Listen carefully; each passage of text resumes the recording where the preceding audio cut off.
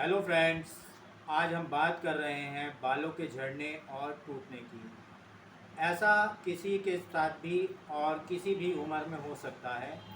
आजकल इसकी जो रेट ऑफ रेशियो है वो लगातार बढ़ रही है। छोटे छोटे बच्चों के आप देखते हैं बाल सफ़ेद हो रहे हैं, बाल झड़ने लगे हैं, इवन गंजापन तक आ गया है।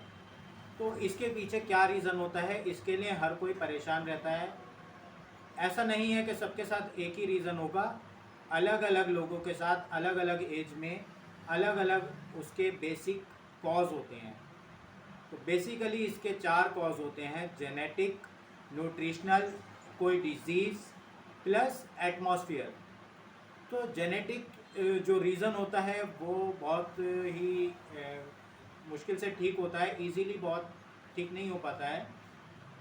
लेकिन उसके ठीक होने के चांसेस होते हैं जितनी यंग एज में अगर आपने उसके लिए ट्रीटमेंट शुरू कर दिया तो आपका वो भी ठीक हो सकता है।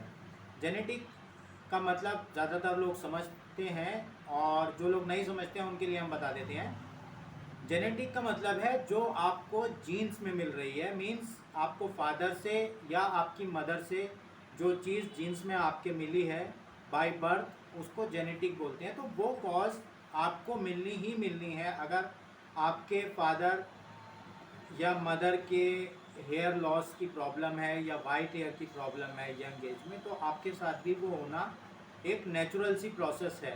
लेकिन आप अगर यंग एज में हैं तो उसको आप चेक कर सकते हैं, उसको रोक सकते हैं। कैसे, वो हम आपको आगे बताएंगे। दूसरी चीज़ होती है न्यूट्रिशन। न्यूट्रिशन का मतलब है हमारे बालों के लिए किस चीज़ की हमें ज़रूरत है और कितनी ज़रूरत है, वो बहुत ज़रूरी है।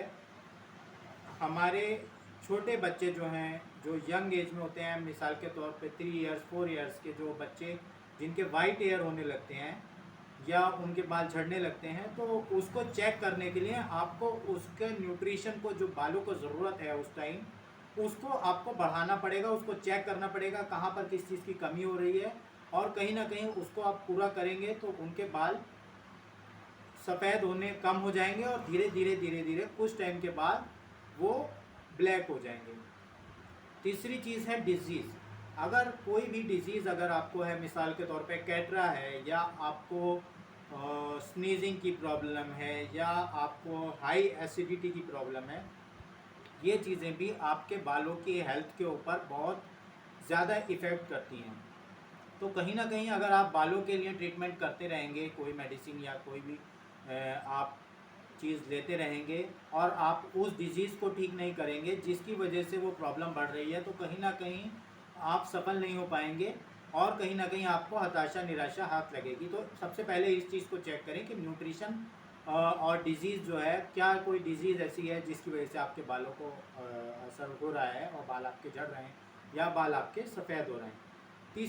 चौथी चीज़ ये है कि एटमॉस्फेयर, कहाँ पर हम रह रहे हैं। मिसाल के तौर पर हम बहुत ज़्यादा पॉल्यूटेड सिटी में रह रहे हैं। कहीं ना कहीं ऐसा है कि जो मेट्रोपॉलिटन सिटीज़ है हमारी, तो वहाँ पर आजकल की डेट में जो है बहुत ज़्यादा पॉल्यूशन है, और हमें अल्टीमेटली बाहर आना जाना होता है तो हमें पॉल्यूशन का सामना करना पड़ता है, और कहीं ना कहीं हमारी हेल्थ के साथ साथ हमारे बालों पर भी उसका बैड इफ़ेक्ट पड़ता है। तो कहीं ना कहीं हमें इस चीज़ को भी चेक करना होगा। उसको दूर करने के लिए हमें प्लांटेशन करनी होगी, और बहुत सारी चीज़ें हैं जिससे हम पॉल्यूशन से अपने बालों को बचा सकते हैं। तो आज हमने आपको बेसिकली 4 चीज़ें बताई जिसकी वजह से हमारे बाल सफ़ेद होते हैं और झड़ते हैं, और कहीं ना कहीं गंजापन भी आ जाता है। इन्फेक्शियस डिजीज़ भी होती हैं, बहुत सारे कॉज होते हैं, लेकिन बेसिकली अगर आप इन चीज़ों को चेक कर लेंगे तो आपके बाल झड़ना और बालों का सफ़ेद होना जो है, आप उसको ईज़िली ओवरकम कर सकते हैं। Thank you very much.